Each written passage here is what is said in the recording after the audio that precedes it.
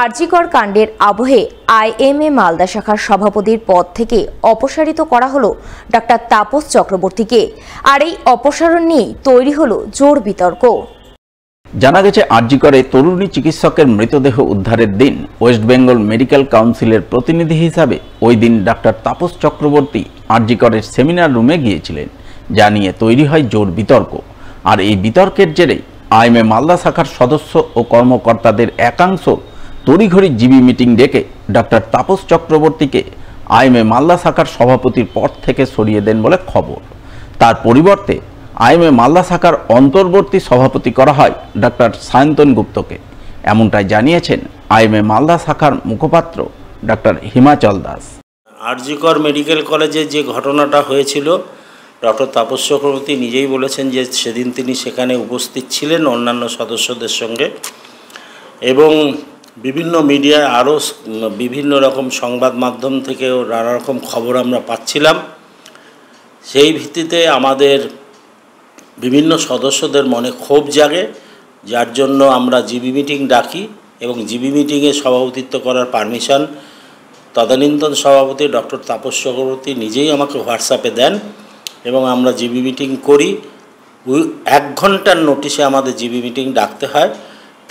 তাতে যে উপস্থিত ছিল আমরা তাতেই সন্তুষ্ট, কারণ 1 ঘন্টা অত লোক হওয়া অসম্ভব, তা সত্ত্বেও হয়েছে।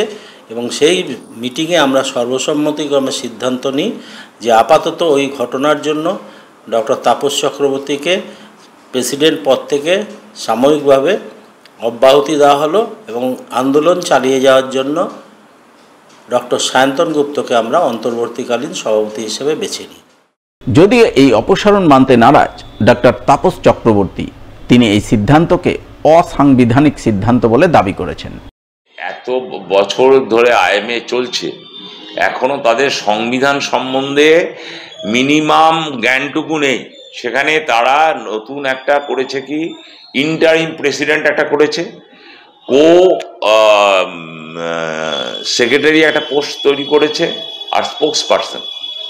প্রথম কথা হচ্ছে ইন্টারিম বলে কোনো কথা হয় না, ইন্টারিম কোনো মান্যতা সংবিধানে নেই, সেটা হয় অফিসিয়েট। এবং আইএমএ হচ্ছে চিকিৎসকদের সর্ববৃহৎ অরাজনৈতিক সংগঠন, এখানে স্পোক্স পারসনের কোনো ভূমিকা নেই। এখানে সেক্রেটারি হলো স্পোক্স পারসন, এখানে প্রেসিডেন্টই হলো স্পোক্স পারসন। তো সেক্ষেত্রে আপনাকে তারা তো মানছে না। ওই যে গুটি কয়েক চিকিৎসক নাই মানতে পারে, যে কোনো সংস্থায় সংখ্যাগরিষ্ঠ সদস্য যা বলবেন তাই হবে।